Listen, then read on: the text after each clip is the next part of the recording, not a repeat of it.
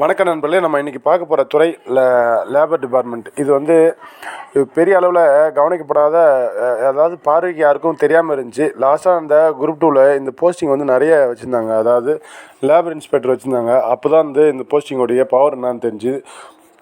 இது உண்மையிலே பார்த்திங்கன்னா ஒரு பெரிய அதிகாரமிக்க ஒரு துறை இது.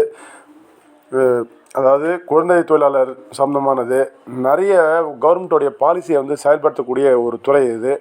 மிக மிக அத்தியாவசியமானது. ஏன்னா பார்த்திங்கன்னா நம்ம பொல்யூஷன் கண்ட்ரோல் போர்டு இருக்குது பார்த்திங்களா, அது வந்து யாருக்குமே அதிகமாக தெரியாது. ஆனால் இருக்கிறதுல பவர்ஃபுல்லான ஒரு விஷயம் அந்த துறை இருக்குது. அந்த துறையிட்ட பர்மிஷன் வாங்கலைன்னா நம்ம எந்த ஒரு கம்பெனியோ எதுவுமே நடத்த முடியாது. அதுதான் வந்து அந்த துறை. ஆனால் பெரிய அளவில் அது தெரியாது. நமக்கு தெரிஞ்சதெல்லாம் ரெவென்யூ, ரூரல் டெவலப்மெண்ட்டு, அடுத்து கோர்ட்டு, போலீஸு, ஃபாரஸ்ட்டு, இப்படி தான் இருக்கும்.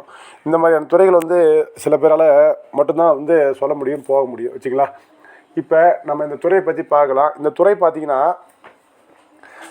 நம்ம ஒரு ஜூனியர் அசிஸ்டண்ட்டாக இல்லை ஒரு டைப்பிஸ்ட்டாக ஜாயின் பண்ணுறோம் அப்படின்னா மினிமம் பார்த்திங்கன்னா ஒரு 20 வருஷத்துக்கு மேலே ஆகிடும் நம்ம லேபர் இன்ஸ்பெக்டர் ஆகிறதுக்கு. ஆனால் நம்ம லேபர் இன்ஸ்பெக்டரு இப்போ இந்த பவரில் போயிட்டு நம்ம அந்த சீட்டில் போய் நம்ம உட்காந்தாவே ஒரு பெரிய கற்று தான். அதனால் இந்த துறை வந்து ஒரு சிறப்பான துறை. மற்ற துறைகளை காட்டிலும் வந்து கொஞ்சம் எப்படி சொல்கிறது, கொஞ்சம் ஸ்லோ தான் ப்ரமோஷனு. எதனாலன்னா நிறைய போஸ்டிங் வந்து டைரெக்டாக அசிஸ்டண்ட்டில் எடுத்துட்டாங்க. லேபர் இன்ஸ்பெக்டரும் அதுவுமே டைரெக்டாக குரூப் 2 எடுத்துட்டாங்க. அதாவது 2A எடுத்துட்டாங்க. ப்ரொமோஷன்றது கொஞ்சம் குறைவு தான். மற்ற துறைகளை ஒப்பிடும்போது இது குறைவு தான். அதே பார்த்திங்கன்னா நம்ம ரெவன்யூவில் பார்த்திங்கன்னா டைரெக்டாக வந்து டிடி கிடையாது, தாசில்தார் கிடையாது. ஆனால் இதில் பார்த்திங்கன்னா டைரெக்டாகவே எடுத்துடுறாங்க அந்த போஸ்ட்டுக்கு. இருந்தாலுமே இந்த துறை வந்து ரொம்ப உங்களுக்கு பீஸ்ஃபுல்லாக இருக்கும். ரொம்ப அதிகமான ஒர்க் டென்ஷன் இருக்காது, வேலையும் ரொம்ப குறைவாகவும் இருக்காது. உங்களுக்கு ஒரு நாள் இருக்குன்னா அந்த 8 மணி நேரம் அந்த வேலை செஞ்சுட்டு நீங்கள் வெளியே போகிற மாதிரி இருக்கும். சரிங்களா. இப்போ படிக்கக்கூடிய வாய்ப்புகள் பார்த்திங்கன்னா நிறையவே கிடைக்கும்.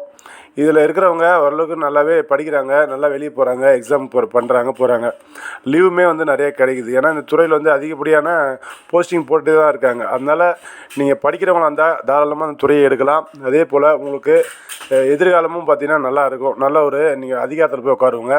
இதில் வந்து பார்த்திங்கன்னா இது நான் டெக்னிக்கல் துறை. அதாவது நமக்கு சிறப்பான ஒரு துறை. நம்ம ஏற்கனவே சொல்லியிருக்கோம் டெக்னிக்கல், நான் டெக்னிக்கல்னு சொல்லிட்டு. அதனால் நீங்கள் என்ன கேட்டிங்கன்னா லேபர், அதாவது நீங்கள் ரூரல் எடுக்கிறவங்க, ரெவன்யூ எடுக்கிறவங்க, இதெல்லாம் எங்களுக்கு கிடைக்கல சார் அப்படின்னா நிச்சயமாக நீங்கள் லேபர் டிபார்ட்மெண்ட் எடுக்கலாம் அப்படின்னு நான் சொல்லுவேன். ஏன் சொல்லுவேன்னா இது அந்தளவுக்கு ஒரு அதிகாரமிக்க துறை. அதனால் நீங்கள் தாராளமாக இதை எடுக்கலாம். இப்போ லேபர் டிபார்ட்மெண்ட்டில் நீங்கள் ஒரு ஜேஏவா அல்லது டைப்பிஸ்ட்டாக ஜாயின் பண்ணிங்கன்னா அதிகபட்சம் பார்த்திங்கன்னா எனக்கு தெரிஞ்சு ஒரு 28 வயசில் நீங்கள் ஜாயின் பண்ணிங்கன்னா ஒரு லேபர் இன்ஸ்பெக்டர் ஆகிறதுக்கான வாய்ப்புகள் இருக்கும். அதை தாண்டி போனால் ஒரு ஏடி கேரில் ஒரு போஸ்ட்டு கிடைக்கலாம். அது ஒரு வருஷம் 2 வருஷம் ஒர்க் பண்ணிவிட்டு ரிட்டைர்மெண்ட் ஆகிற மாதிரி தான் இருக்கும். இருந்தாலுமே வந்து அதிகப்படியான நபர்களால் வந்து இந்த துறை வந்து விரும்பப்படுகிறது. ஒரு டாப் லெவல் துறையில் வந்து இதுவும் ஒன்று. சரிங்களா. அதாவது டாப் லெவல் துறையில் இதுவும் ஒன்று. அதனால் நீங்கள் உங்களுக்கு வாய்ப்பு இருந்தால், நிச்சயம் கிடைத்தால் நீங்கள் இந்த துறையை நீங்கள் தாராளமாக எடுக்கலாம். உங்களுக்கு எல்லாமே ஒரு சிறப்பாக அமையும். இது ரெவன்யூ, ரூரல் டெவலப்மெண்ட்டு மாதிரி தான். அசிஸ்டண்ட்டுக்கு அப்புறம் தான் நமக்கு ஓரளவுக்கு ஃபீல்டு ஸ்டாஃப்பு இந்த பாசிபிலிட்டி எல்லாமே இருக்கும்.